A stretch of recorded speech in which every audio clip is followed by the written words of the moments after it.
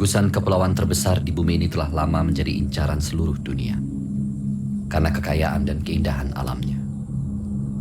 Surga di Katulistiwa yang tertera di sejarah sebagai awal perebutan bangsa-bangsa di Eropa yang hingga hari ini menjadikan Indonesia dijajah, dijarah, dan ditipu melalui perjanjian politik dan perdagangan yang pada akhirnya menyisakan bangsa dan rakyat yang tidak pernah memperoleh dan menikmati kekayaan serta kemakmuran tanah Indonesia.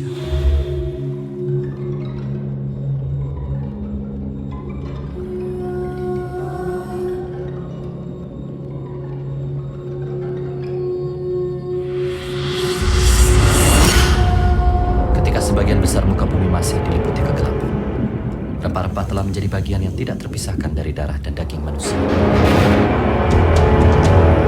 Selama ratusan tahun, pulau-pulau penghasil rempah disebut Mekari dan hidup dalam imajinasi liar para penduduk.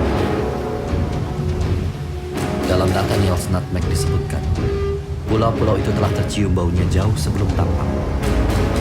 Bau yang bahkan bisa tercium dari dalam kitab suci Injil dan Al-Quran.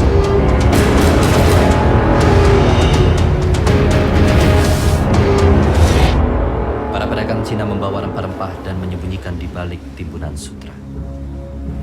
Para pedagang Arab menyembunyikan pulau-pulau penghasil rempah di balik berita-berita bohong tentang manusia-manusia kanibal pemburu kepala. Persaingan antara Portugis dan Spanyol dalam menemukan pulau-pulau penghasil rempah membawa dunia ke perjanjian diplomatis terbesar yang pernah ada sepanjang masa. Dunia dibagi menjadi dua bagian dalam perjanjian Tordesillas 1494. Sebelah barat untuk Spanyol dan sebelah timur untuk Portugis. Bartolomeu Dias berputar-putar mengelilingi Tanjung Harapan pada tahun 1488. Christopher Columbus sebenarnya sedang mencari jalan menuju Hindia ketika tersesat dan menemukan benua Amerika pada tahun 1492. Di tahun 1497, Inggris ikut mengambil bagian dalam pencarian rute langsung. Namun John Cabot hanya berhasil tiba di Amerika Utara. Sementara Vasco da Gama dari Portugis berhasil mencapai Calicut setahun kemudian. Jatuhnya pusat dagang rempah di India dan Malaka ke tangan Portugis memperbesar kemungkinan Eropa untuk menemukan pulau-pulau penghasil rempah. Alfonso de Albuquerque memerintahkan dua armada di bawah pimpinan Antonio de Abreu dan Francisco Sarau untuk melakukan penelusuran ke timur. Mereka berlayar dari Goa India ke Malaka, kemudian dari Malaka melalui Madura, Bali, Lombok, dan Aru sampai di Banda. Pada tahun yang sama, armada Portugis yang lain juga tiba di Ternate. Penemuan atas pulau-pulau penghasil rempah Banda dan Ternate memperuncing persaingan antara Spanyol dan Portugis. Perseteruan ini selesai dengan dibaginya kekuasaan Spanyol membentang dari Meksiko ke arah barat sampai Kepulauan Filipina, dan wilayah kekuasaan Portugis membentang dari Brazil ke arah timur sampai Kepulauan Maluku dalam perjanjian Zaragoza. Kurang dari 100 tahun setelah kedatangan Portugis dan Spanyol di Kepulauan Rempah, Belanda dan Inggris juga tiba dan ikut menancapkan kekuasaannya. Jalur laut inilah yang menjadi cikal bakal jalur maritim dunia hingga hari ini, menegaskan posisi jalur rempah sebagai rute yang jauh lebih penting dibandingkan jalur sutra. Berakhirnya Perang Salib menandai dimulainya era penjelajahan paling spekulatif yang pernah terjadi sepanjang sejarah manusia. Keberadaannya yang misterius, serta kebutuhan yang terus meningkat, dan harga yang sangat mahal ketika itu membuat pulau-pulau penghasil rempah begitu diburu. Eropa bermaksud mematahkan monopoli pedagang Arab selama ratusan tahun dengan menemukan surga yang mereka hayalkan. Setelah tahun 1500, tidak ada lagi rempah yang dimiliki tanpa adanya pertumpahan darah. Ditulis penyair Prancis, Voltaire. Rempah-rempah yang lebih berharga dari emas saat itu menjadi daya tarik utama perlombaan antar bangsa untuk menemukan wilayah-wilayah baru. Hampir 500 tahun sebelum pendaratan Apollo 11 di bulan, penjelajahan mencari pulau-pulau penghasil rempah menjadi satu-satunya perjalanan terpenting manusia.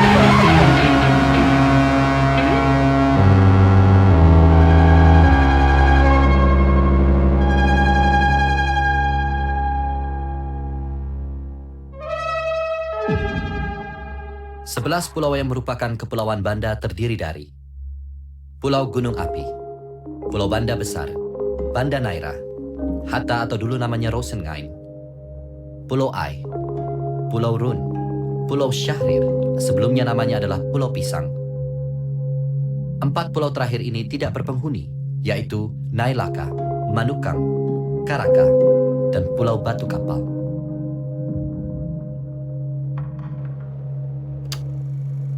Syahdan, langit menjatuhkan buah pala untuk orang Banda. Dalam legenda yang paling banyak dituturkan, tersebutlah seorang pangeran yang ingin meminang seorang putri bernama Cilu Bintang. Si pangeran diminta untuk membawa 99 buah emas. Namun karena tidak ditemukan, si pangeran mengambil 99 buah berwarna keemasan yang ditemukannya di hutan dan dijadikan upeti. Raja murka. Sang pangeran pun ditangkap dan dibunuh. 99 buah keemasan itu dibuang ke tengah hutan dan tumbuh sebagai pohon pala. Banda telah disebut dalam Negara Kertagama yang ditulis pada tahun 1365 sebagai Wandan. Gugusan pulau vulkanik yang terbentuk akibat ledakan besar purbakala ini juga telah disebut dalam buku ke-16 dan 17 Babat Tanah Jawi. Lewat kisah seorang pangeran yang menderita penyakit kulit dan tidak akan sembuh sebelum menikahi perempuan dari Banda.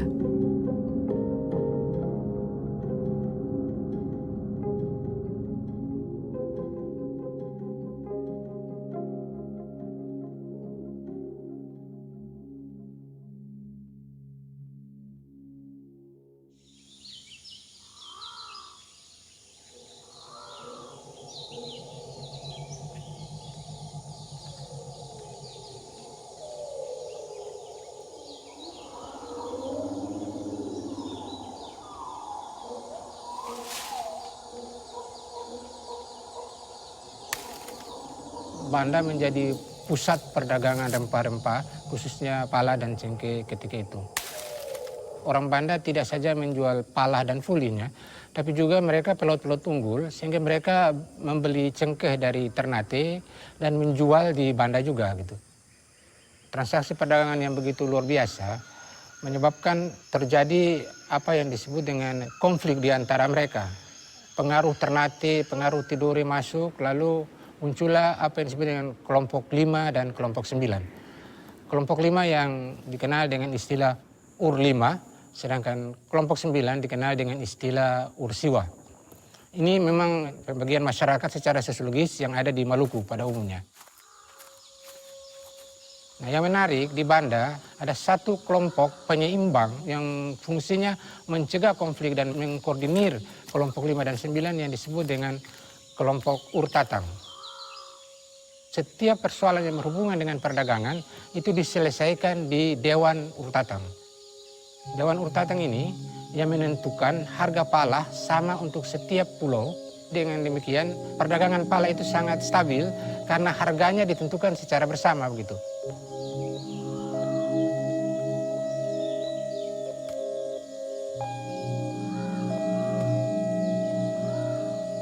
Orang-orang Banda dalam perdagangan itu, walaupun mereka bertransaksi dengan pedagang dalam jumlah yang besar, tapi tidak ada perjanjian tertulis.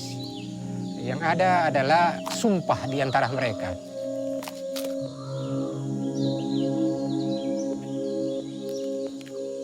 Pedagang yang mau membeli rempah-rempah, pala atau fuli atau cengkeh yang mereka datangkan dari Ternate, itu cukup dengan mengangkat tangan ke langit, lalu menyepakati bahwa Tuhan bersaksi bahwa saya bersedia menjual pala sekian kepada pedagang ini dengan harga sekian. Gitu.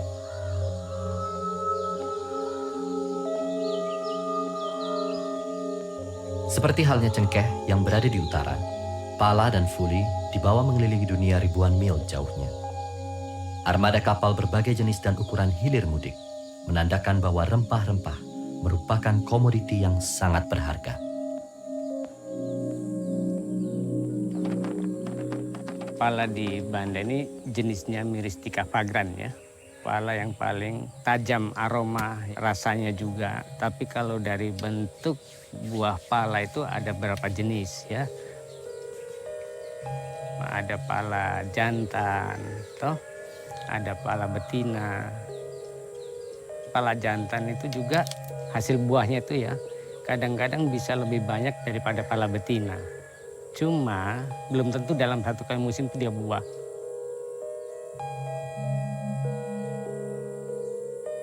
Jadi cenderung banyak petani di Banda sini ya, dia kurang memanfaatkan pala jantan sebab mereka pikir terlalu lama jaraknya untuk bisa dipetik hasilnya ya.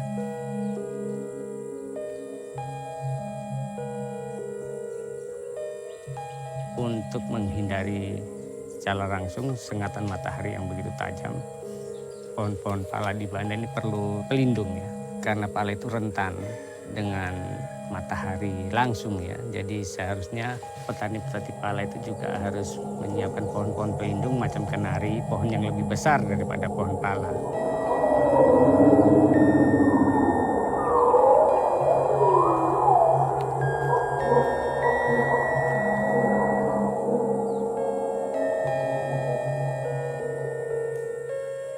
Di Banda memang pala sebagai tanaman endemik ya. Sebab ada kecocokan dengan tanah yang ada di Banda itu vulkanik ya. Sebetulnya syarat utama itu vulkanis ya. Dan juga udara laut. Sebab kalau kita tanam di daerah lain selain Banda ya, atau di pulau yang lebih besar yang mengandung vulkanik juga semacam di Jawa Tengah ya, di daerah Ungaran, itu kan pala dari Banda yang dibudidayakan di daerah sana. Sama jenis tanahnya sama juga vulkanik ya. Tapi hasilnya beda karena dia tuh jauh dari udara laut. Kalau di Banda beda ya. Di Banda ini lebih dekat dengan udara laut dan juga ditunjang oleh abu vulkanik. Jadi itulah yang membuat Banda itu lebih unggul. Ada satu lagi yang mungkin sedikit lebih cocok. Hasilnya hampir sama ya dengan Banda, justru daerah Aceh. Karena perpaduan sama udara laut hasilnya sama, tapi masih di bawah pala Banda.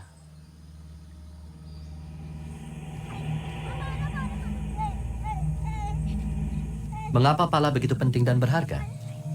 Jauh sebelum listrik dan lemari pendingin ditemukan, pala merupakan satu-satunya bahan pengawet makanan. Bahkan mumi-mumi Mesir diawetkan dengan rempah-rempah. Salah satunya adalah pala. Pala berfungsi sebagai pengawet makanan, afrodisiak, obat penenang, dan sebagai simbol status orang-orang kaya. Pada zaman peperangan dan penjelajahan bumi, pala berguna dalam mengawetkan makanan ketika perang dan dalam perjalanan panjang mencari benua-benua baru. Hingga pepatah menyebutkan, siapa yang berhasil menguasai pala akan menguasai dunia.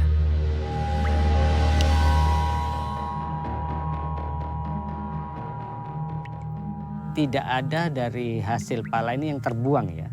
Semuanya itu kita bisa proses. Mulai dari daging luar pala ya, kita bisa jadikan sirup, bisa kita jadikan manisan, jus, selai, dan sebagainya lah untuk makanan-makanan ringan dan minuman ringan ya.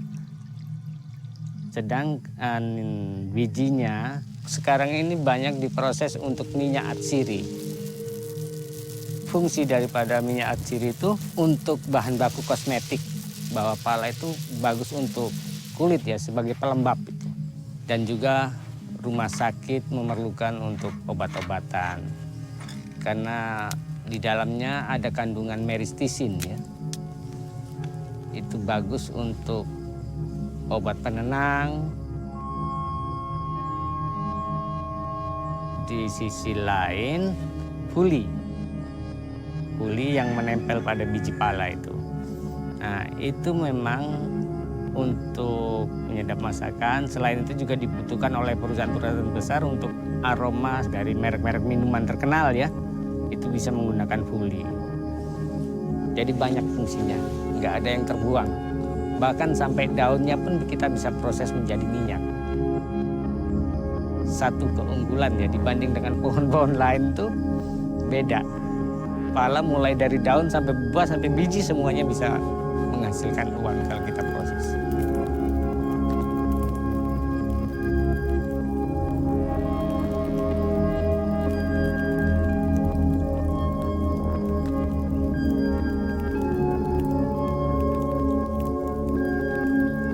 Kini rempah pala yang pernah tersohor dan menggerakkan perjalanan mengelilingi dunia itu terlupakan dan hanya menyisakan kejayaan masa lampau.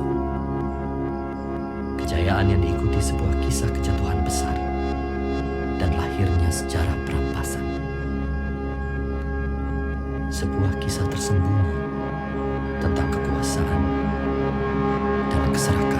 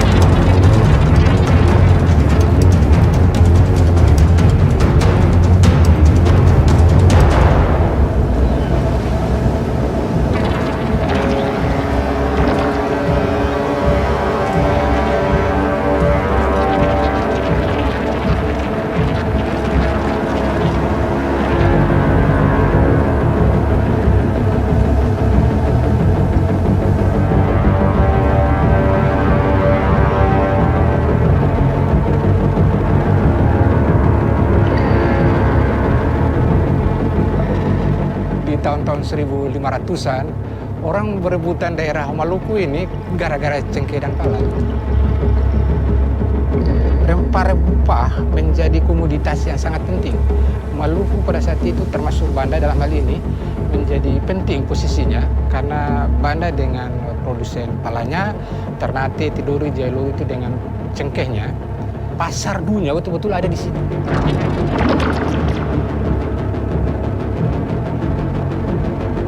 Berdirinya kesultanan-kesultanan di seluruh Nusantara itu karena rempah-rempah. Berdirinya imperium besar Belanda, Spanyol di Asia karena rempah-rempah. Di satu sisi dia membawa kemakmuran, tapi di sisi lain menimbulkan peperangan yang luar biasa.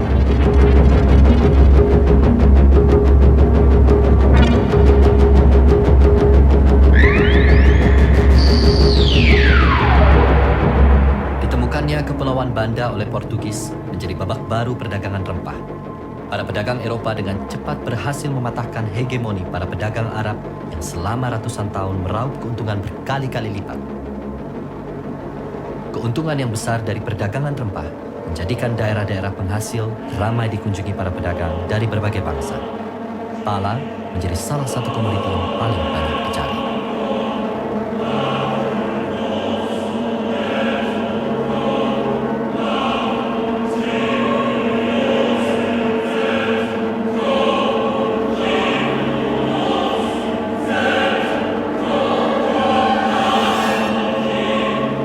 Selama ratusan tahun, pala telah menjadi komoditi yang diperdagangkan secara bebas. Sebelum kedatangan bangsa Eropa, pohon-pohon pala tidak diatur dalam model perkebunan, melainkan dikerjakan secara beramai-ramai untuk kemakmuran bersama. Datangnya Eropa diikuti dengan ditinggalkannya sistem barter. Uang sebagai alat tukar mulai dipergunakan. Kecenderungan Belanda yang ingin menguasai dan monopoli membuat orang-orang Banda memberikan perlakuan yang berbeda terhadap mereka. Mereka menerima orang-orang Cina, orang-orang Persia, orang-orang Arab, orang-orang Melayu, orang India, orang Coromandel. Itu mereka menerimanya sebagai pedagang-pedagang biasa, tapi berbeda pelayanan mereka dengan orang-orang Portugis maupun Belanda. Ketidaksenangan mereka itu yang pertama ada keinginan untuk memaksakan kehendak bahwa jangan jual pala maupun cengkeh ini kepada pedagang lain kecuali kepada kami. Gitu. Nah, ini yang tidak disukai oleh orang-orang Banda. Gitu. Mereka tidak mau seperti itu. Mereka sudah terbiasa dengan perdagangan bebas. Ketika Belanda mulai membuat sebuah loji, sebuah tempat penampungan rempah-rempah, tapi bahannya beton, itu mereka mulai protes. Mulai konflik tahun 1609. Jan Pieterszoon Koen dengan armadanya begitu besar masuk ke Banda, pangkalannya di Pulau Nera. Daerah pertama yang ditaklukkan itu daerah dengan kubu pertahanan yang paling kuat. Serangan hari pertama itu gagal total, karena dia menyerang dari depan. Pada saat menyerang, air makin surut. Meti Lontor itu termasuk meti yang besar, kalau air kering itu ya. Mereka terperangkap. Dan di situ banyak orang-orang Belanda pasukan ini yang terbunuh. Nah, besoknya Belanda merubah posisinya menyerang mereka dari arah belakang. Lalu terjadi peperangan hebat di situ dan dengan teknologi senjata yang berbeda dengan teknologi kita punya, akhirnya orang-orang Lontor berhasil ditaklukkan. Gitu. Nah, setelah Lontor ditaklukkan, daerah lain sudah mulai panik, sudah mulai merasa putus asa lah begitu, kemungkinan kita akan kalah. Gitu.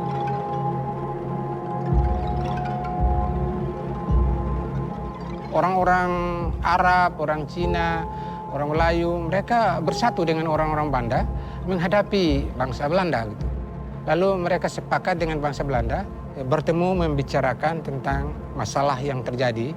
Ada pemaksaan pembangunan benteng, ada pemaksaan untuk monopoli rempah-rempah. Lalu orang Belanda datang ke situ, ke tempat perjanjian. Tapi sampai di situ mereka disergap oleh orang-orang Banda yang memang sudah siap untuk membunuhnya. Verhoeven sendiri, dia terbunuh di situ. Jan Pieterszoon Koen, salah satunya anak buah dari Verhoeven ada di situ. Dan dia menyaksikan peristiwa itu. Sekitar 20-an orang Belanda dibunuh di situ. Lalu Jan Pieterszoon Koen yang pada saat itu dia berpangkat sersan, lalu yang lolos ke kapal, dan ketika dia diangkat menjadi gubernur jenderal, dia dendam sekali untuk menghancurkan rakyat Banda itu. Kota Amsterdam yang disebut kanal, grachtengordel, rumah-rumah mewah, tidak mungkin mereka tidak mendapat uang daripada pala perdagangan, perbudakan. Boleh dibilang bahwa kontribusi dari Banda, dari Maluku pada umumnya cukup besar dan masyarakat di sini di Banda mereka jadi korban oleh karena kebijakan VOC begitu. Banyak orang Belanda dulu memang dididik dengan ide VOC itu satu perusahaan yang sangat modern. Mereka sebenarnya menjadi tenaga untuk mengembangkan teknik, misalnya teknik kapal atau teknik pemetaan dunia, yaitu di Amsterdam misalnya pusat daripada VOC pada saat itu. Sebenarnya ahli-ahli untuk bikin peta dunia dan karya-karya mereka tersebar di seluruh dunia. Pun juga kapal-kapal VOC sangat canggih. Yaitu dulu orang-orang Belanda memang tahu tentang itu. Tetapi dari apa yang juga dilakukan oleh VOC, banyak orang kurang diajar. Salah satu hal yang banyak kali keluar itulah apa yang VOC lakukan di Banda, yaitu pembantaian massal patung daripada Jan Pieterszoon Koen yang berada di kota lahirnya, kota Hoorn. Ada kelompok aktivis yang chat genocide, yaitu pembantaian massal.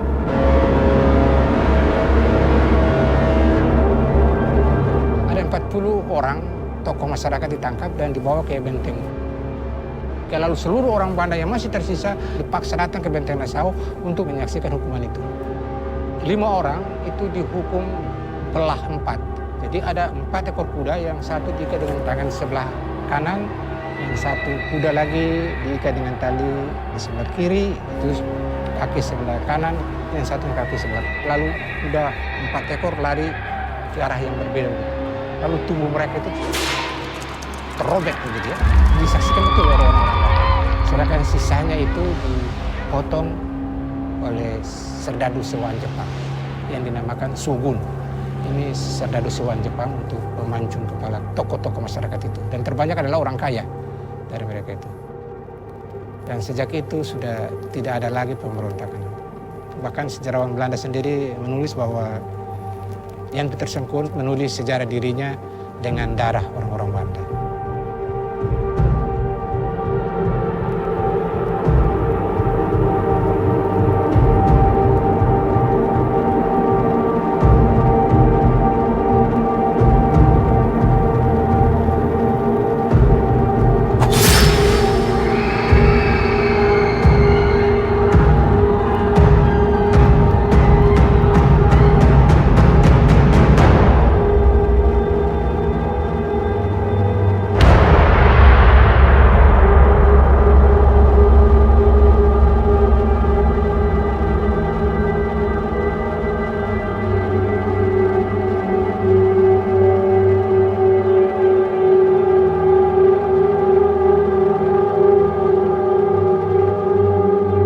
Penegakan kekuasaan dan monopoli rempah oleh Eropa selalu diikuti dengan tindakan kekerasan yang terjadi hampir di seluruh daerah-daerah di Nusantara.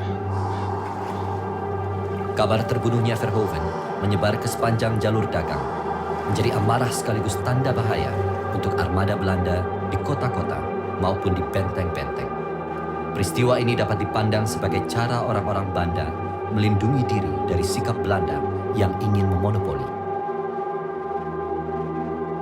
Orang Banda menjadi begitu anti terhadap para pendatang Eropa, karena konon pernah diramalkan bahwa suatu hari pulau-pulau ini akan dikuasai oleh orang-orang bermata seperti kucing dan rambut berwarna seperti jagung. Jan Pieterszoon Koen yang dendam bersumpah untuk menaklukkan Kepulauan Rempah. Jangan patah harapan, jangan ampuni lawan, sebab Tuhan bersama kita.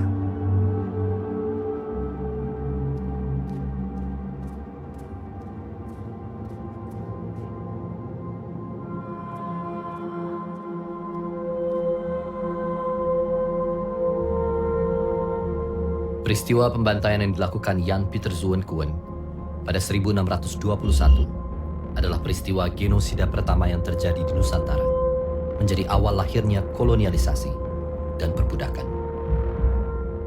Dari 15.000 penduduk Banda, berangsur surut menjadi hanya sekitar 1.000 orang Banda yang tersisa. Sebagian besar terbunuh, sebagian lain melarikan diri, dan tidak sedikit yang dibawa ke Batavia untuk menjadi budak. Dan pada hari ini, sulit ditemukan penduduk asli di Kepulauan Banda.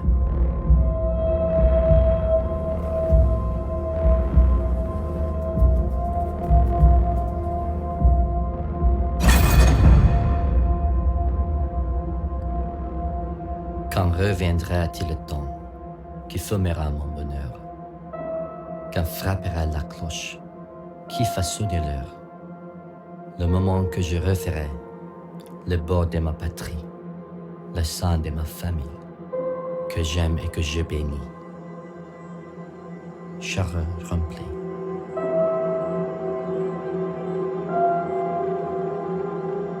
Pesan terakhir seorang Prancis pada sebuah kaca jendela di Istana Mini. Karena putus asa terisolasi di Pulau Banda dan rindu akan kampung halamannya. Tulisan tersebut dikoretkan dengan cincinnya, sebelum akhirnya ia memutuskan untuk menggantung dirinya pada sebuah lampu gantung. 1 September 1831.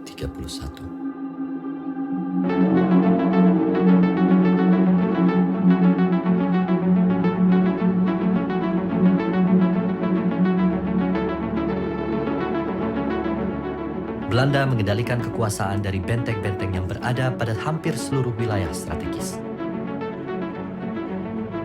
Ke-12 benteng di Banda Daerah dan Banda Besar adalah Benteng Dender atau Benteng de Morgenster, Benteng Lakwi, Benteng Salomon atau Benteng Cuilenburg, Benteng Batavia, Benteng Colombo atau Benteng de Kop, Benteng Öring atau Benteng Storen, Benteng Kota atau Benteng de Pot, Benteng de Post, atau Benteng Kampung Baru, Benteng Belgica, Benteng Concordia, Benteng Hollandia, dan Benteng Nassau yang awalnya dibangun Portugis, lalu kemudian diteruskan oleh Belanda.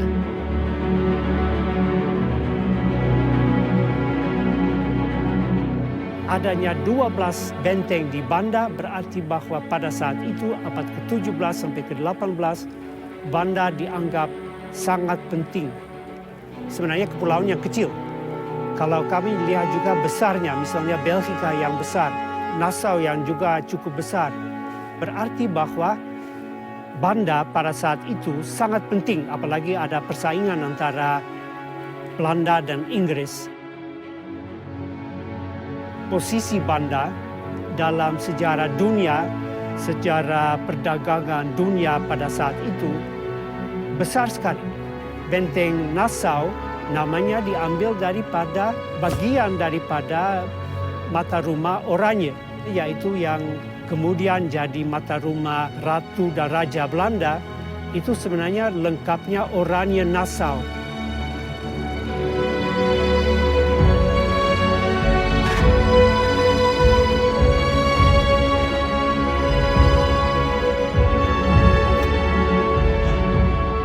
Belgica namanya diambil daripada suku Belgen, sama dengan Batavia yang diambil dari suku Bataven, yang ditemui oleh orang-orang Rum yang 2000 tahun yang lalu. Waktu mereka dari Rum ke utara, mereka menemui suku-suku itu. Dan Julius Caesar dan lain menulis, ini suku-suku orang yang cinta kemerdekaan. Mereka ingin untuk berjuang mati-matian untuk kemerdekaan, yaitu untuk VOC pada saat itu. Belgica, Batavia, itu menjadi tanda kebanggaan mereka itu. Oleh karena itu mereka ambil Belgica untuk benteng di sini.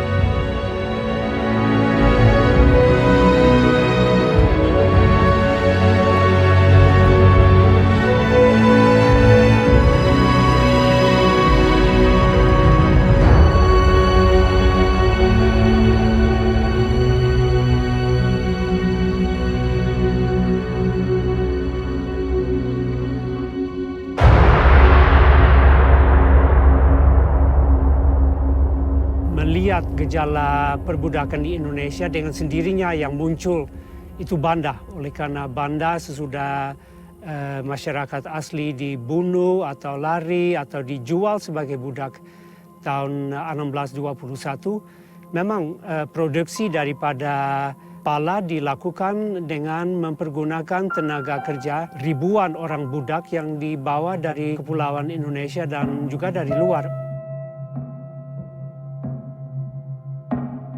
Posisi Banda dalam sejarah dunia, sejarah perdagangan dunia pada saat itu besar sekali. Dan peperangan antara Belanda dan Inggris yang terjadi berapa kali abad ke-17 juga untuk melihat siapa yang bisa menguasai wilayah-wilayah apalagi laut-laut di dunia. Yaitu VOC mati-matian tidak mau bahwa Inggris punya tempat di sini. Oleh karena itu mereka juga, walaupun Inggris di Eropa jadi sekutu untuk melawan Spanyol, tetapi di Banda mati-matian mereka berusaha untuk mengusir orang-orang Inggris.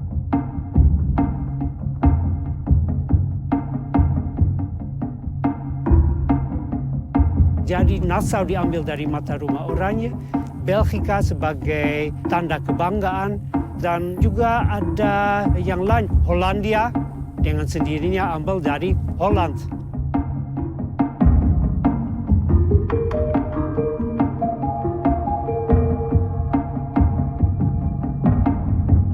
Kalau Concordia itu sebenarnya dari kata setuju.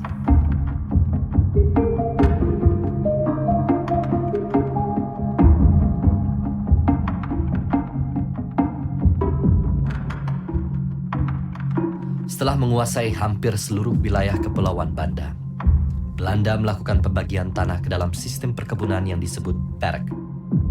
Perk atau kebun dikepalai oleh tuan tanah yang disebut sebagai perkenier dan dijalankan oleh para budak yang didatangkan dari banyak tempat. Terdapat 31 perk di Pulau Ai, 34 perk di Banda Besar, dan 3 perk di Naira. Salah satu penghasil pala terbesar di Kepulauan Banda adalah Pulau Run. Pulau kecil ini hanya seluas 3 km persegi. Tetapi Kapten Nathaniel Curhope dari Inggris rela berperang melawan VOC pada tahun 1616. Demi mempertahankan Run yang telah dikuasai Inggris sejak 1603. Perjanjian Westminster kemudian mengakhiri 2 tahun perang Inggris-Belanda. Dan Run dikembalikan kepada Inggris pada tahun 1654. Namun VOC tidak lantas menyerah. Pala terlalu berharga. VOC terus berupaya mengambil Run dari Inggris.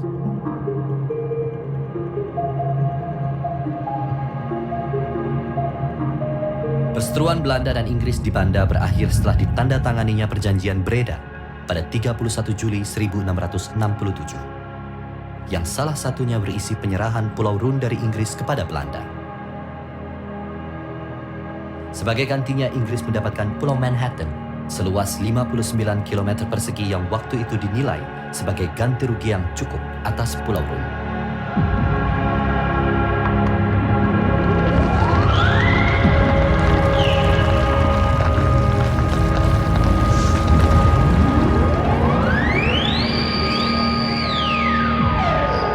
Sejak itu, Inggris menyebar biji pala hingga ke Zanzibar. Dan juga sejak ditemukannya mesin pendingin sebagai pengganti proses pengawetan. Kejayaan rempah pala terus merosot dan tidak pernah lagi kembali ke masa keemasannya. Terbengkalai dan ditinggalkan. Pulau Run yang dulunya diperebutkan kini seakan hilang dari peta dunia. Tidak lebih dari sebuah tempat antah berantah yang luput dari hiruk-pikuk manusia modern.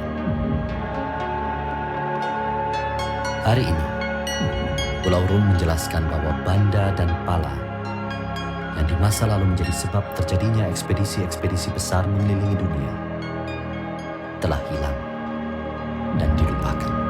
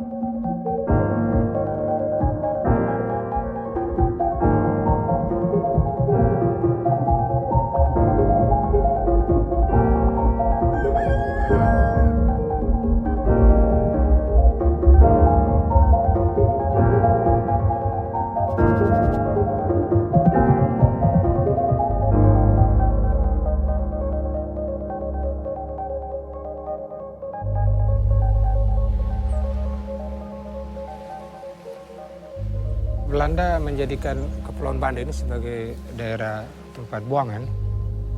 Ini karena kepulauan ini berada di tengah-tengah kebiruan Laut Banda. Dia terisolasi betul sama sekali. Kalau dibuang ke sini tidak mungkin lari kemana-mana lagi itu.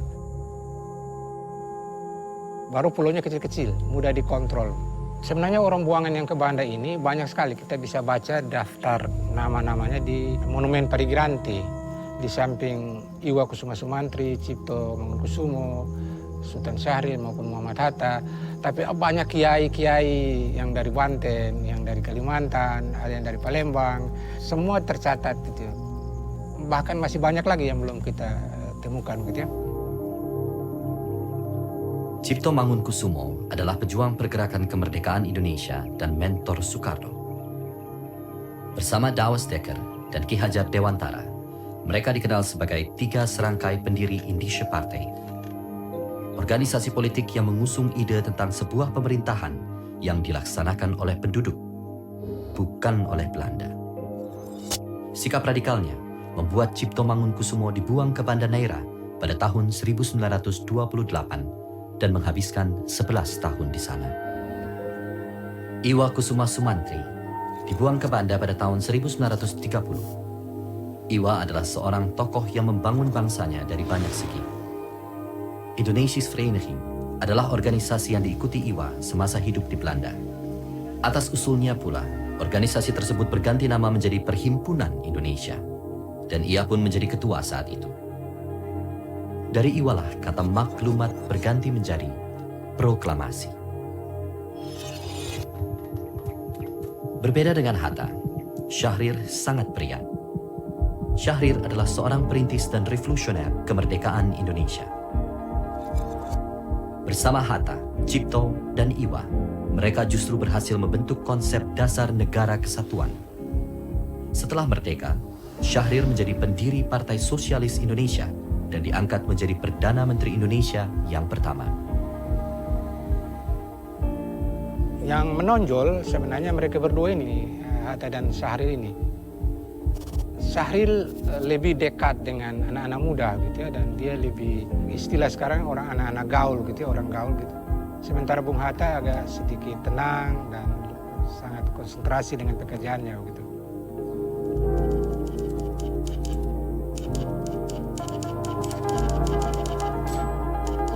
Jangan harapkan bangsa lain menghargai bangsa ini bila kita sendiri gemar memperdaya sesama saudara sebangsa, merusak dan mencuri kekayaan Ibu Pertiwi.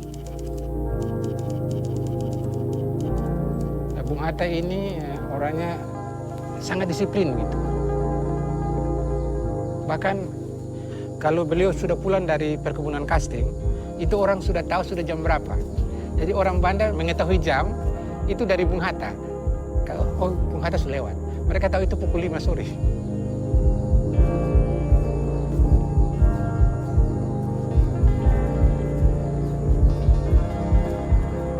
Di sini mereka membuat sekolah.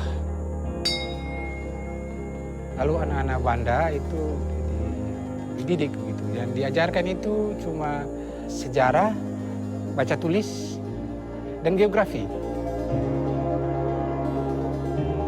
Meski aktivitasnya ditentang pemerintah kolonial, upayanya untuk menanamkan jiwa nasionalis kepada orang-orang di Banda tidak sulit.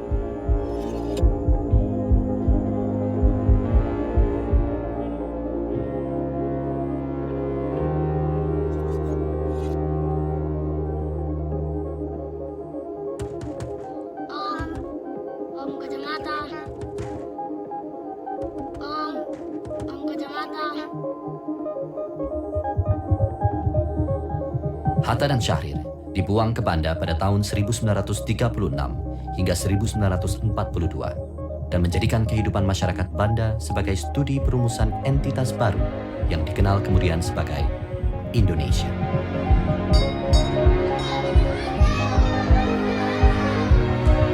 Jatuh bangunnya negara ini sangat tergantung dari bangsa ini sendiri.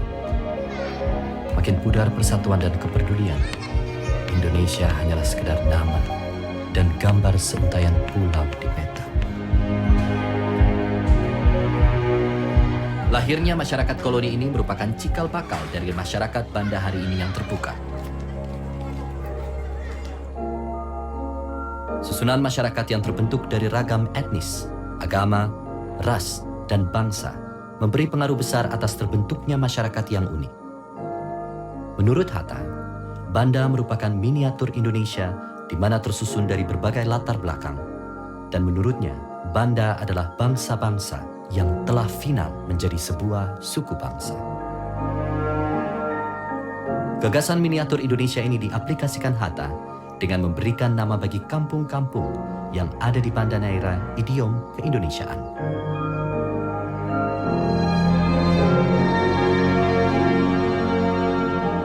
Kalau Syahrir suka dengan anak-anak muda, masing-masing punya kesebelasan bola kaki sendiri. Syahrir punya kesebelasan bola kaki sendiri, Bung Hatta juga punya kesebelasan sendiri. Masing-masing punya perahu sendiri-sendiri. Syahrir punya perahu sendiri, Hatta punya perahu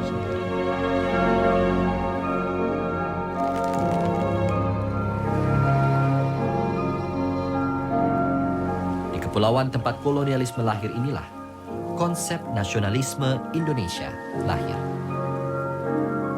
Kan ada cerita Bung Hatta itu pernah perahunya dibikin cat merah putih gitu. Waktu ditanya oleh Belanda ditangkap, dia bilang, iya kalau di laut itu kan di bawahnya biru, kemudian putih baru merah. Gitu. Ini kan bendera Belanda juga gitu.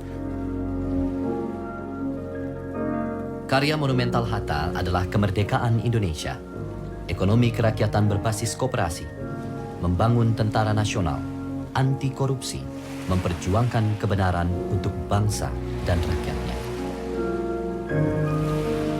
Selama di pengasingan, Hatta giat menuliskan pemikiran dan perjuangannya di koran Sintitpo dan Harian Pemandangan.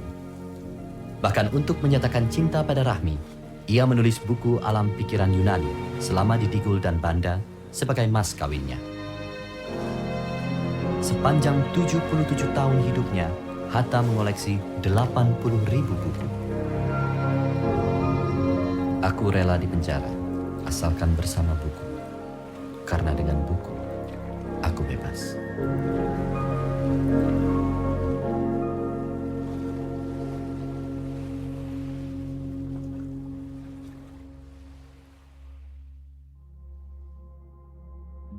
Untuk mengenang mereka, masyarakat Banda menamakan Pulau Rosengain sebagai Pulau Hatta dan Pulau Pisang sebagai Pulau Syahrir.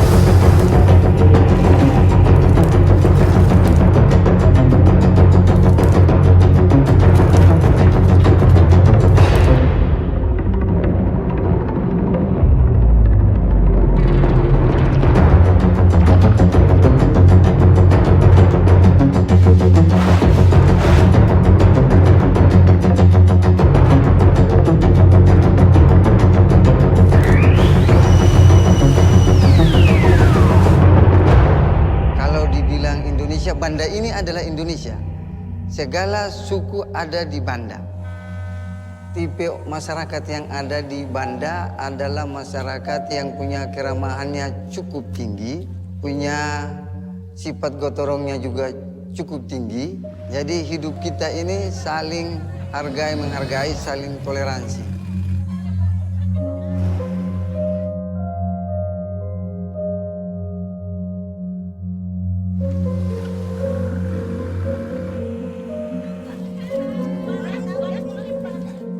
Menghadirkan Kepulauan Banda sebagai sebuah pengalaman hari ini adalah menghadirkan sebuah kawasan yang kaya dengan nilai historis dan budaya. Sebuah kawasan warisan sejarah dunia yang menjadi representasi semangat abad penjelajahan. Kakek buyut saya, orang-orang buangan yang dibuang dari Banten, Tuban, Jogja, dan Solo.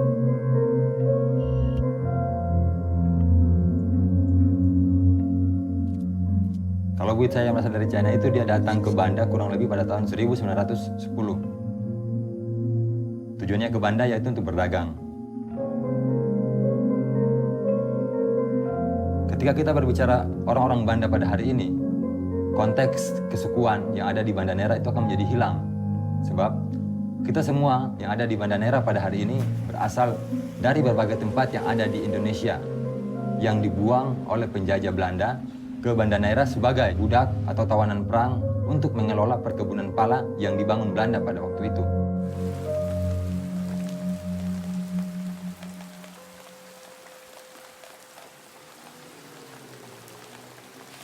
Waktu Belanda orang Cina paling banyak, ada 30 lebih keluarga.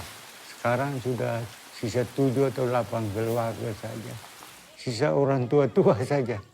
Anak-anak sudah pergi sekolah, tidak mau pulang sini lagi, semuanya tinggal sana. Dulu ramai banyak, sekarang kurang.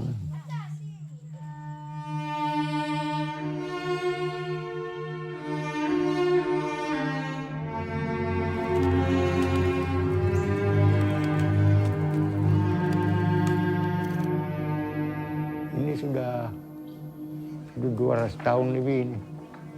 Kelenteng. Ini saja tidak orang yang mau rawat lagi. Cari-cari akal kalau uang sedikit rawat sepangah-sepangah kecil-kecil. Supaya jangan dirubuh toh.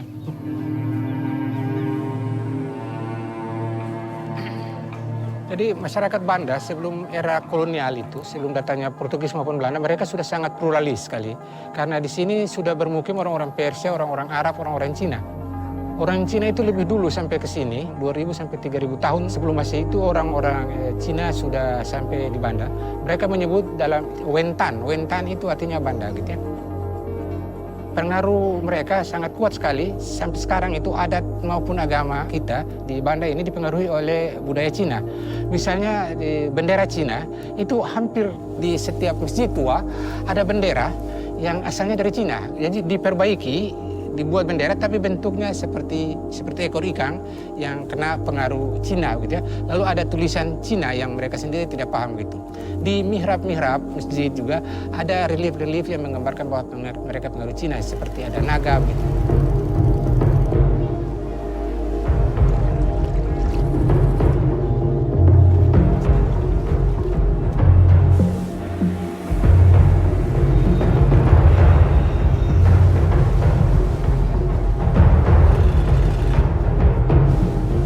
Ada kura-kura raja semuanya, baik itu kura-kura raja Lautaka, Selamon, Wayat maupun Rosengin itu menggunakan naga sebagai simbolnya. Nantinya kemudian baru datangnya pengaruh Persia maupun Arab kemudian.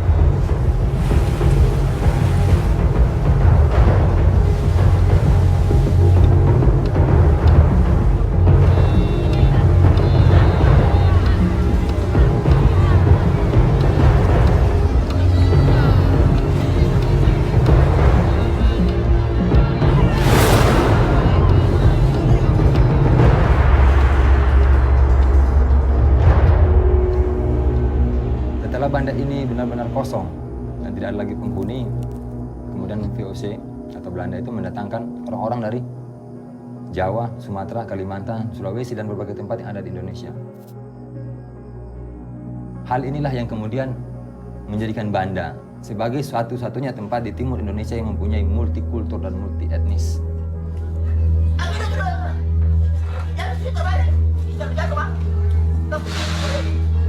Masyarakat Banda sekarang ini kan terdiri dari berbagai suku bangsa ya. Baik itu mereka didatangkan secara paksa sebagai budak, ada juga yang kuli kontrak, ada juga yang orang buangan, ada tiga jenis masyarakat yang dibawa ke sini. Di samping pribumi Banda masih sekitar 15% dari 15.000. Lalu terjadilah perkawinan percampuran di antara mereka gitu. Karena perkawinan percampuran ini sudah sekian lama, ratusan tahun ya. Akhirnya identitas awal mereka itu sudah mulai pudar gitu. Lalu mereka punya satu identitas baru, ya identitas sebagai orang-orang Banda gitu. Itu yang saya sebut dengan orang Banda generasi kedua. Generasi pertama itu sampai dengan 1621, sesudah itu baru ada generasi Banda sekarang. Hari ini akulturasi yang jelas sangat terasa itu cuma kita bisa lihat pada tarian Cakalele. Dalam tarian Cakalele itu sendiri menggambarkan seluruh perpaduan budaya yang pernah masuk dan bersinggungan dengan Banda Naira itu sendiri.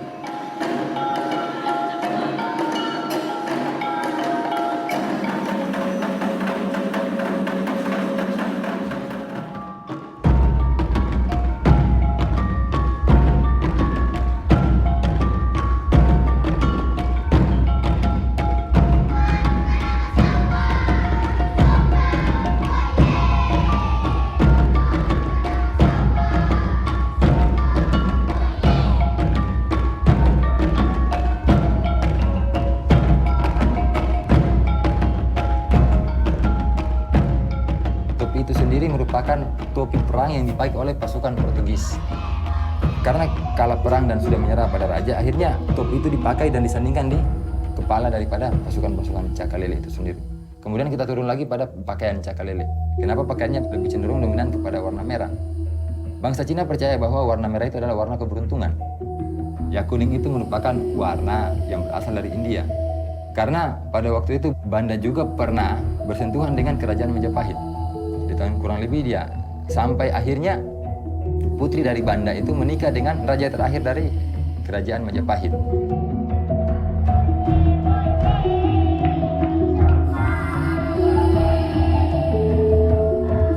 Berbicara tentang orang Banda hari ini ya, mereka sudah istilahnya melupakan budaya-budaya yang pernah ada dan menjadi kebanggaan orang Banda itu sendiri. Seperti budaya-budaya yang berasal dari tanah Jawa ya, atau dari Sumatera, atau dari Kalimantan. Itu beberapa hal sudah hilang. Seperti wayang golek, itu sudah hilang. Tidak ada lagi orang yang bisa main gamelan, tidak ada lagi orang yang bisa main alat-alat musik Jawa. Terus budaya-budaya yang kayak dari Sumatera juga sudah mulai hilang. Orang lagi tidak lagi memainkan rebana-rebana besar dengan atraksi yang seperti dulu saya lihat, tidak ada lagi. Terus ada juga debus yang sudah tidak ada lagi regenerasinya. Jadi mereka lebih senang ke tempat-tempat hiburan malam, menghabiskan waktu dengan TV dan internet ketimbang untuk mempelajari sejarah dan budaya Banda.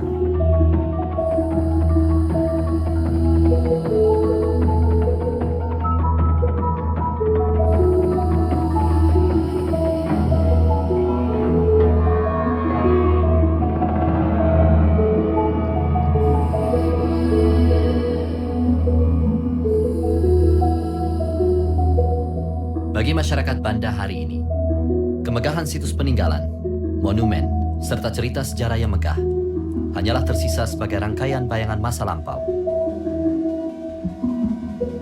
Itu katong ambil dari pohon, naik gai, turun kumpul, bala, pilih yang buah bagus buat masuk di perek. Uangnya bayar katanya 1.000 buah, 300 rupiah dulu.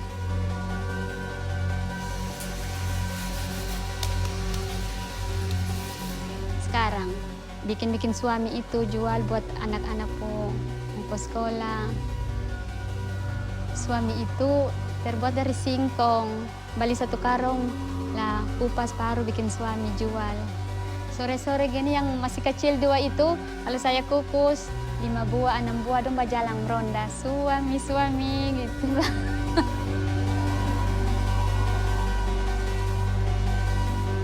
Meski pala masih tetap menjadi bagian penting yang diprediksikan akan terus meningkat permintaannya, fakta atas buruknya pengelolaan pasca panen, penguasaan hasil, serta sulitnya akses membuat pala Banda tidak lagi menjadi pilihan utama. Sering kita mendapat penjelasan dari Dinas Pertanian juga ya, bahwa pala Banda tidak ada yang lawan. Bahkan biarpun dari Grenada, biarpun dari Sri Lanka, tetap pala Banda. Cuma tergantung daripada kita sendiri gimana cara mengelolanya. Kalau kita pakai gunakan penanganan pala pasca panen ini sama dengan apa yang pernah dilakukan oleh orang tua kita terdahulu, mungkin tidak jadi masalah. Tapi yang sekarang ini beda. Gitu. Cuma cara penanganan pasca panennya ini yang membuat kualitas pala Banda itu ada sedikit merosot. Biji pala itu ditaruh langsung di tempat pengasapan. Nah, di situ dikeringkan perlu waktu yang sangat panjang. Petani-petani pala yang sekarang ini kan mereka tidak punya tempat pengasapan, ya. Jadi mereka cuma bertumpu pada matahari. Waktu yang dibutuhkan itu cuma 5 hari. Jadi mereka anggap itu sudah kering. Sudah kering terus mereka jual. Mungkin kebutuhan ekonomi atau gimana ya, buru-buru dijual. Nah, sedangkan kan pala kalau belum kering yang kita tahu jelas itu kan cepat jamur ya, jamuran. Nah, jamur itu yang membedakan kualitas dulu dengan sekarang. Pala kalau diberikan dengan cara pengasapan atau di oven, itu keringnya bisa dikatakan 95% sampai 100% ya. Itu kadar airnya udah nggak ada. Sedangkan pala kalau kita jemur di matahari dengan batas waktu yang sangat minim, ya mereka pikir udah kering, tapi di dalamnya itu kan masih ada kandungan air yang mengakibatkan jamur. Nah, jamur itu akhirnya timbullah aflatoksin. Itu satu jenis racun ya. Dan juga pala kalau di pengasaran itu daya tahannya paling panjang tuh ya. Itu bisa mencapai 20-an tahun masih utuh loh itu. nggak gampang dia keriput gitu. Yang membuat saya cemburu atau sakit hati ya, pala yang panen yang begitu bagus ya, pengeringan yang begitu bagus, tidak ada perbedaan harga antara dengan pala yang mereka jual yang belum cukup kering ya. Itu kadang-kadang saya rasa cemburu sekali. Setelah Jepang angkat kaki dari sini, maka pemerintah mengambil alih seluruh aset atau perkebunan ini yang tadinya dikelola oleh Belanda ya, diambil alih. Nasionalisasi. Jadi habis sudah. Sampai pemerintah memberi kuasa kepada BNP 28. Perusahaan Nasional Perkebunan ya, itu untuk mengelola pala ini. Waktu menjelang reformasi itu Pak Harto mengambil alih lalu menyerahkannya kepada pemerintah Provinsi Maluku. Lalu pemerintah Provinsi Maluku ini bekerja sama dengan Yayasan Warisan Budaya Banda, tapi itu pun tidak berhasil karena sistem pengelolaannya yang buruk juga. Terbukti bahwa perkebunan pala itu waktu diambil alih oleh PT Banda Permai ini yang hasil patungan antara pemerintah provinsi dengan Yayasan Warisan Budaya Banda, itu lahan-lahan sudah dikapling, disebut dengan blok. Nanti mereka store kepada perusahaan begitu. Tapi lama-kelamaan perusahaan itu bangkrut sendiri gitu. Nah, terbukti dengan sistem itu justru perusahaan tidak mendapat hasil apa-apa karena ada pedagang-pedagang besar di Surabaya yang menguasai pasar. Kalau pala itu hasilnya ya bagus, untung, udah rugi seperti PT ini. Mana ada rugi? Ini bukan rugi tapi korupsi. Nggak ada PT rugi. Kalau 1 tahun saja bisa dapat hasil 1,2 M. Ya, bayar karyawan walau masih banyak sisanya. Tapi kenapa? Karyawan tidak dapat gaji, baru utang sekian miliar. Di mana hasil itu? Enggak ada. Berarti korupsi. Begitu hasil melimpah, terus harganya tiba-tiba diturunin. Nah, kalau kita tanya sama pengepul, kok gimana nih harganya bisa begini? Ini udah ditentukan dari Surabaya. Duh, mereka itu sebagai apa kok bisa menentukan harga gitu ya? Harga kita kan semua tergantung dari eksportirnya ya, yang tempat kita jual. Kalau memang dia punya harga posisi pada waktu itu tinggi, otomatis kita juga kan pasti memberikan harga kepada petani yang lebih tinggi juga. Itu semua kan tergantung dari mekanisme harga dari atasnya ya. Bayangkan biarpun kita pala banyak-banyak, juga cuma dapat berapa uangnya itu. Sudah nggak ada harapan lah kalau pala-pala ini. Nggak ada. Saya menjawab bagaimana? Sedangkan kita usaha ini hari untuk besok. Cari ini hari untuk besok, cari besok untuk lusa. Begitu. Setiap hari bertahun-tahun tuh begitu. Kasihan masyarakat nih ya, dengan petani-petani ini. Karena apalagi di Bioda Besar ini bisa dikatakan 60%, 70% petani pala. Semua petani terserah dia ya petani. Dia mau jual di mana saya itu terserah dia, punya barang dia. Ya kan suka-sukanya dia aja Pak. Dia mau jual di siapa.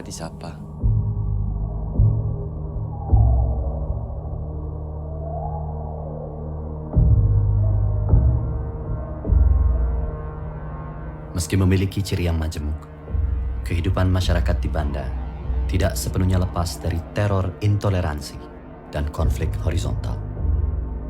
Di tahun 1999, ketika konflik agama menghantam Maluku, Banda yang selama ratusan tahun dibangun di atas landasan multikultural ikut menjadi bagian dari cerita duka tersebut. Saya tidak menyangka sama sekali ya, terjadi kerusuhan yang berbau sara di Maluku ya. Di Maluku dan akhirnya dampaknya itu sampai ke Banda.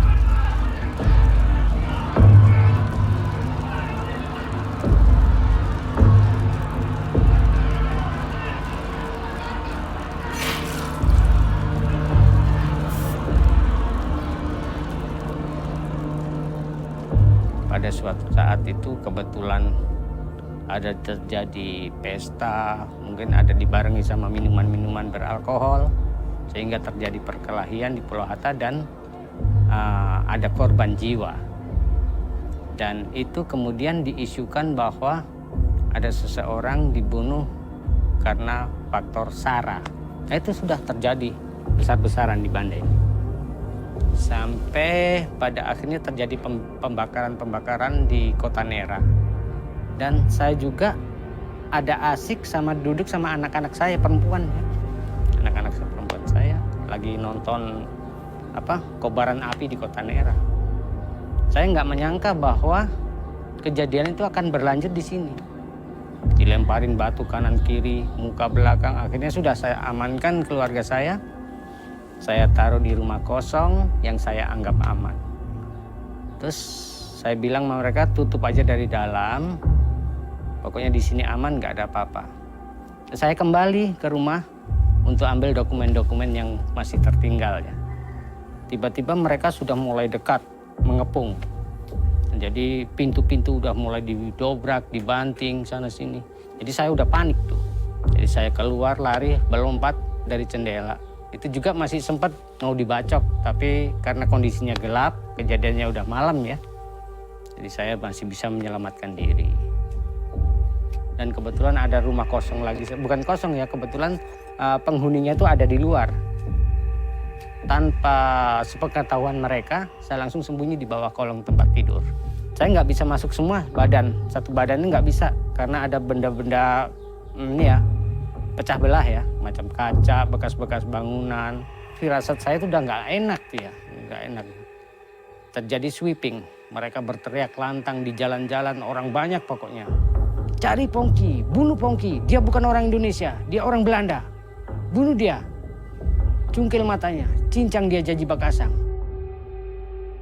Saya pikir di situ sudah ajal saya, tapi ternyata enggak.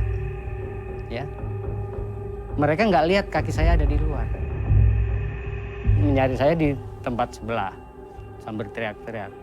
5 menit dari situ saya sempat keluar. Saya dengar ada sweeping baru, ulangan dari sana. Terus sudah saya buru-buru gali pasir. Akhirnya saya gali panjang-panjang, saya tidur, saya tutupin sama pasir. Bagian muka saya tutup sama daun. Saya sembunyi untuk menghindar itu sampai jam 3 dini hari ya. Jam 3 dini hari, kebetulan hujan. Saya keluar dari pasir. Sembunyi di belakang SMP, di areal perkebunan udah, masuk di areal perkebunan. Sampai malam harinya. Dan waktu malam hari itu, saya ingin tahu kondisi keluarga saya bagaimana. Jadi kebetulan ada famili saya yang tinggal di sana ya. Jadi waktu beliau ngelihat saya, langsung kaget, terus dia langsung meluk saya. Nah, di situ dia bisikin saya, dia katakan bahwa semua keluarga saya udah dihabisi, udah meninggal. Langsung saya gemeter ya, kondisi tubuh saya udah nggak kuat. Langsung saya jatuh. Udah saya minta rokok 3 batang aja, dikasih 3 batang sama koreknya. Nah, terus saya balik ke tempat persembunyian. Belum sempat jauh ya, kira-kira 20 meter. Ternyata betul perasaan saya. Mereka udah datang nyerbu rumah itu. Udah. Karena keluarga saya udah dibantai semua, udah dibunuh semua, udah nggak ada yang hidup. Buat apa saya mesti hidup? Lebih baik mereka bunuh saya sekali. Ya. Jadi udah, saya nekat udah. Benar. Setelah saya pikir begitu, mulai saya balik ke arah famili saya itu. Pas sampai di situ memang mereka lagi pada berkumpul di situ. Orang-orang masih banyak. Nah, terus sudah saya teriakin mereka, kamu orang cari siapa? Ini kalau cari beta, ini Pongki. Nah, waktu dengar itu terus mereka langsung ngepung, bikin tapal kuda begitu. Jadi saya di tengah-tengah. Mereka maksa saya untuk buka baju, saya buka. Nah udah, saya cuma berdoa ya sudah. Kalau memang sampai di sini, tolong ampuni saya, ampuni keluarga saya semuanya. Saya siap untuk mati. Ya udah. Waktu saya tutup mata begini, mereka udah mulai maju dengan benda-benda tajam. Terus tiba-tiba dengar ada suara lantang satu. Ternyata petugas keamanan dari TNI ya, itu menyelamatkan saya. Dia pegang tangan saya sambil mengacungkan senjata ke orang-orang. Tidak ada yang boleh maju. Nah, sudah. Akhirnya dari situ saya diamankan.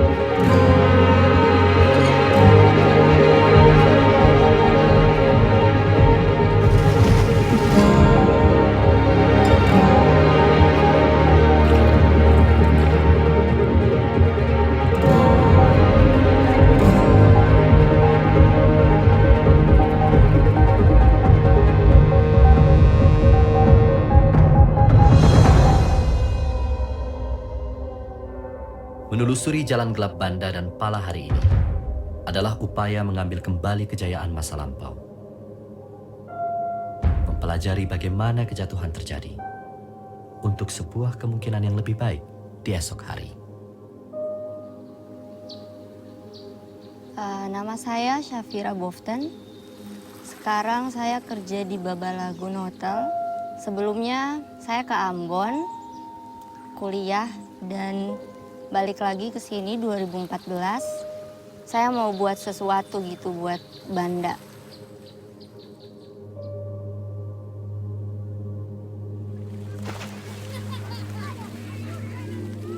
Aku sih mikirnya kalau bukan kita anak muda ya siapa lagi gitu. Soalnya pada banyak teman-teman yang kuliah, terus habis itu malah keluar bukan balik ke sini. Kalau kita bandingin ntar 5 tahun ke depan, pastinya Banda udah lebih rame daripada yang sekarang.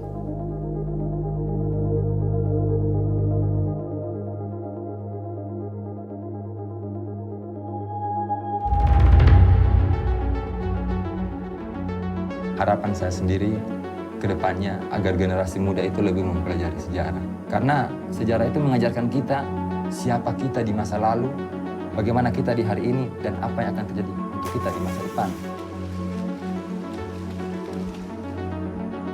Jadi, belajarlah tentang siapa kita kan.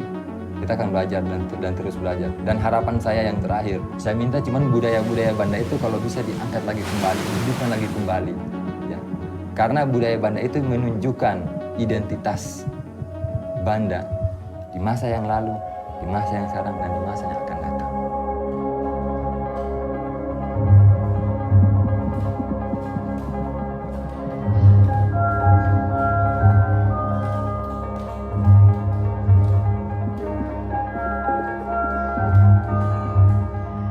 Saya Mita, lengkapnya Mirianka Alwi, tapi sering dipanggil Mita. Sementara saya lagi tinggal di Banda, bantu keluarga ngurusin hotel, terus saya juga punya yayasan generasi warna-warni, dan ngajarin anak-anak untuk berkreasi, terus juga untuk mengenal lingkungan mereka.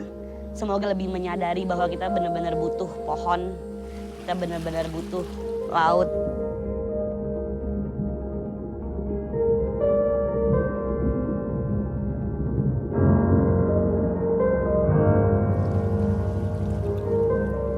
Banda bisa dikembangkan sebagai satu situs untuk kunjungan kebudayaan. Memang alam juga sangat bagus, bahari sangat bagus. Tetapi saya pikir lebih banyak orang bisa ke Banda untuk melihat situs-situs sejarah. Tapi harapan kunjungan ke Banda bisa didatangkan secara teratur. Saya sama sekali tidak mau Banda jadi Bali kedua. dengan cuman ratusan ribu orang yang datang-datang jalan-jalan dan tanpa mengerti apa yang mereka lihat. Oleh karena apa yang kelihatan, rumah-rumah perkenir, benteng, gereja sangat unik. Yaitu saya harap bahwa khususnya pariwisata budaya bisa dikembangkan.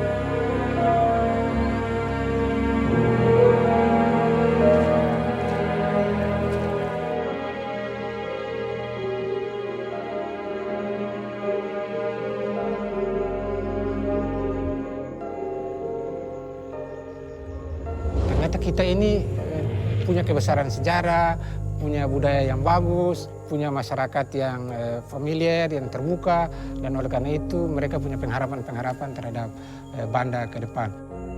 Pengharapan-pengharapan itu antara lain yang mereka sudah usahakan sendiri, yaitu pertama menjadikan Banda sebagai warisan dunia, World Heritage. Banda boleh maju, boleh modern masyarakatnya, tapi kita harus seperti ini saja begitu. Kita harus hidup dalam sistem nilai budaya kita begitu. Kita yang saling menegur satu dengan lainnya, hubungan-hubungan keakraban ini terus terpelihara seperti ini. Kita tidak mau Banda ini maju, Banda ini modern, tapi masyarakatnya hancur. Pemerintah jangan lagi bangun bangunan-bangunan besar. Cukup saja bangunan-bangunan kolonial yang ada ini dipugar. Dijadikanlah kantor-kantor di situ gitu. Kita punya 2 esplanade, 2 kawasan terbuka hijau, yaitu lapangan kita sebut dengan lapangan Raja dengan lapangan Cipto. 2 lapangan besar ini, itu sudah habis sekarang 2 daerah hijau itu sudah dibikin kantor-kantor pemerintah. Tidak menggambarkan kota tua Neira sama sekali. Ada sekolah di situ, ada kantor jaksa di situ, ada kantor KUA di situ, ada macam-macam di situ. Habislah lahan terbuka itu. Padahal dulu di situ daerah hijau terbuka, ada patung Welendri di situ, lalu orang bisa santai-santai di situ. Satu lagi di sini dibikin jadi kantor camat, terus rumah kepala desa, padahal dulu di daerah terbuka. Nah, mereka inginkan Banda ke depan, Banda yang tetap mempertahankan keasliannya. Dia tetap menjadi kota kolonial abad ke-17.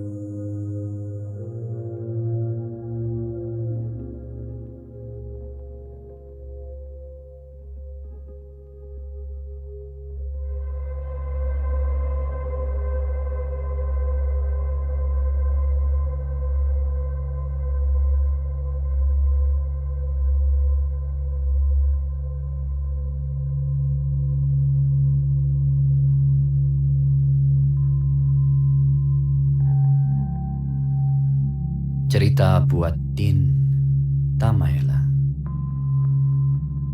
Peta Pati Rajawani yang dijaga datu-datu cuma satu. Peta Pati Rajawani, kikisan laut berdarah laut. Peta Pati Rajawani ketika lahir dibawakan Datu Dayung Sampang. Peta Pati Rajawani menjaga hutan pala, peta api di pantai. Siapa mendekat? 3 kali menyebut peta punya nama. Dalam sunyi malam ganggang menari, menurut peta punya tifa, pohon pala, badan perawan jadi, hidup sampai pagi tiba. Mari menari, mari beria, mari berlupa. Awas, jangan bikin peta marah.